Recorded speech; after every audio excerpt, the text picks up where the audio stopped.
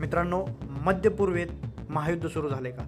Iran आणि America इस्रायलमध्ये नेमकं काय घडतंय तर चला जाणून घेऊयात आपण या शॉर्टमध्ये. तर काय घडलं?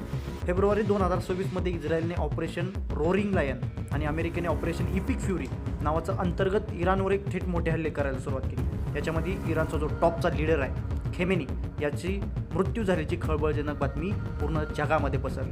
मित्रांनो, या युद्धात आता फक्त इस्रायल आणि इराण हे दोघं नाही आहेत, तर अमेरिका, लेबॅनॉन, इराक आणि UAE, कतार, सौदी अरेबिया यासारखे देश ओढलेले आहेत. तर इराणने आता त्याचा परिणाम म्हणून स्ट्रेट ऑफ हॉर्मोज हे बंद केलेलं आहे आणि याचा परिणाम म्हणून आपल्याला काय होणार आहे तर आपल्या देशामध्ये आणि जगभरामध्ये ऑइलच्या किमतींची वाढ होणार आहे. तर आता याचा उपाय म्हणून आता संयुक्त राष्ट्र हा सागरी मार्ग खुला करण्यासाठी प्रयत्न करत आहे आणि इराणमध्ये शांतता प्रस्थापित करण्यासाठी प्रयत्न चालू आहेत. परंतु अजूनही सीज फायर झालेलं नाही आहे आणि अजून खूप मोठा